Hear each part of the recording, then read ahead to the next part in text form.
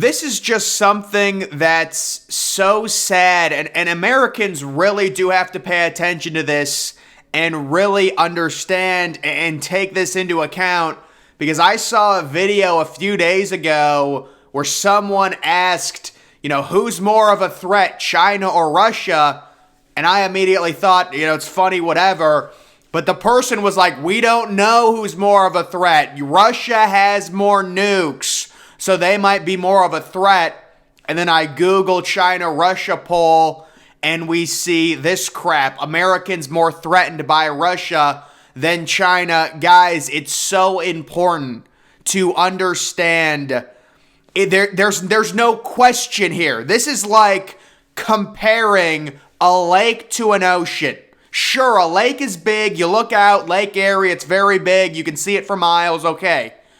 It's nothing like an ocean. Russia has a big military. They've got a lot of manpower. They've got the most nukes. It's nice. They're not China. They're not anywhere close to China. There is no argument that you can make that Americans should view Russia on the same level as China, even with their invasion of Ukraine. You would think the invasion of the Ukraine and how slow it's gone for them, you would think that would only tell us that, hey, we need to fear China even more. Russia's even more weak than we thought. Of course, these same people are saying we're so scared of Russia. Russia's this big, bad, evil giant, but then they want to ship Ukraine another $1 billion, continue the war, and escalate it. So it's just a complete joke. But guys, it is... I can't understand this. I've heard it several times now, and I'm someone that used to be a China-obsessed person, and you go through the 2 or 3 month thing where you just follow China news, and you realize it's a never-ending Bermuda Triangle, figure eight. It's infinity. It's the same thing over and over again when you follow the China news.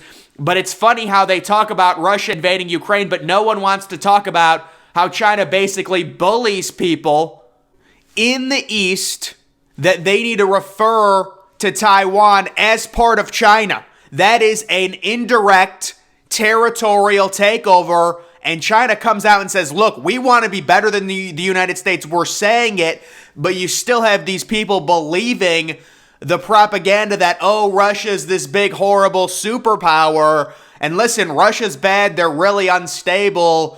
I would love to get peace talks going. Of course, Biden won't do it because that's it's funny. Why are Democrats pro-war all of a sudden? And they're like, no, we're just helping. We want to, help Ukraine out, and that's why we're supporting the war and stuff like that. No, you're pro-war because tomorrow Biden could come out and tell Zelensky the money gravy train is ending. Get your ass to the negotiation table. He won't do it, though. And then they're like, oh, that's a horrible idea because then Putin will take more land. How will he take more land? He can't even take Ukraine without losing thousands and thousands of soldiers. It's so very clear that China is the number one threat to America. It's not close. I cannot believe people... I understand the whole idea, the first few weeks of Russia's invasion of Ukraine and how terrible it was, and it's like they actually did something. But anything you look at, any graph, any map, any statistic on the military, on the infrastructure, on China controlling so much of our infrastructure, so much of our goods, important goods. We realize it during the pandemic. Hey, all of the crap that we need is being shipped from China. What if we get into a war with China? Obviously, during the pandemic, they just shut everything down. You weren't able to get anything. But imagine how worse it would be if we got into a war with the Chinese. And then, of course, NATO, which was remember NATO, they said never again. We're never dealing with another Germany from the 1930s, Adolf Hitler, things like that. And it seems like NATO is just escalating tensions between America and the East. You look at NATO. How about Russia saying, oh, the reason we invaded Ukraine was because Ukraine was trying to join NATO, basically using NATO as an excuse to launch a war.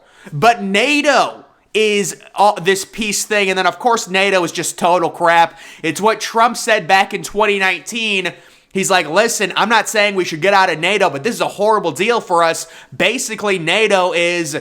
the relationship the United States has in NATO with all the European countries. It's like the U.S. is the teacher and all the countries are the kids, like the students. Like the U.S., whenever something happens in NATO, the U.S. always has to pay 98% for it. Always. It's always look for the U.S. The U.S. does it. You've got Germany. You've got the U.K. There's a war right next to them. But the United States is still the one shipping millions and billions and billions of dollars to Ukraine. And I understand countries are pitching in. It's a lot to do with GDP and things like that. But guys, I don't understand. I guess I partly do, at least last year. But this year, and especially a few days ago, the idea to where I think people just don't understand how powerful China is compared to Russia. Again, we're comparing an ocean to a lake. And then, of course, we get the propaganda, oh, Russia has the most nukes, when in reality, having the most nukes is equivalent to being the fattest person. It doesn't matter if you're 450 pounds or 500 pounds. It does not matter. Russia having 20 more nukes than the United States is not what's going to win them a nuclear war. Because once you reach a certain point, you're going to blow everything up anyways. It comes down to the nuke technology and things like that. So that is just horrible propaganda. So guys, Russia's really bad for sure. But this idea that we need to be worried about Russia more than China, number one, we need to be facilitating some type of negotiation between Ukraine and Russia. And of course they say, well, again, that's a horrible precedent. You're going to give Putin land. He's going to invade other places. They're not powerful enough to. They really aren't. They don't have the technology. I would call Putin's bluff here, and I would actually use the leverage of Ukraine performing well in this war to negotiate a phenomenal anti-aggression pact with Russia and say, listen, we're going to give you the two eastern speaking Russian areas. And of course, oh, you can't do that. That's terrible. No, they were already 90% Russian to begin with. Of course, the media won't say any of that. It's all, oh, it's Ukraine. They want to be themselves. They want to be independent, when really the two eastern parts of them are all Russian, basically. Give them those. Make a pact. You have leverage at this point. That's what I would do when it comes to Russia and Ukraine. And you have Biden come in and tell Zelensky, listen, this is ridiculous. This is the quote I would tell Zelensky. We're not going to World War III over fucking Ukraine. That's what I would tell Zelensky. And you know what? It might be mean and whatever, but that's the reality. We will not allow this type of war to escalate and to kill everyone. The number one goal when you get into a conflict like this, to where we really have no safeguards against the use of nuclear bombs, the number one goal is self-preservation. It's not a dick measuring contest where we need to say, oh, we need to keep supporting Ukraine because what Russia's doing is bad. No, let's ensure humanity will be saved while also getting more leverage against Russia, which we've already done. You can send Ukraine money. They've done it. And really, it's doing, good things. You're weakening Russia and stuff like that. But enough is enough. Let's not allow this to get any further. Let's get dialogue between Putin and Biden. And we're all human beings. Let's not blow each other up. Let's not blow up innocent civilians. Let's get some form of peace. But of course, the media is so obsessed with war. It's, oh, you need to support Ukraine, support Ukraine, support Ukraine. If you don't, you are a Russian asset. That's what it's turned into. And then that unfortunately creates, these new polls. Americans more threatened by Russia than China. That poll brought to you by the mainstream media, who unfortunately has made the American citizens dumb enough to actually believe that Russia is more of a threat than China, when China basically controls everything. We can't even outright ban TikTok, where it's just basically Chinese malware, and then they say, oh, but Google spies on you too. Yeah, Google's an American company. It's a little bit different, don't you think, than all of our data being farmed. TikTok is controlled by China. Why would we allow that? And you look at the terms of service, and it's just completely abrasive. but they still allow it.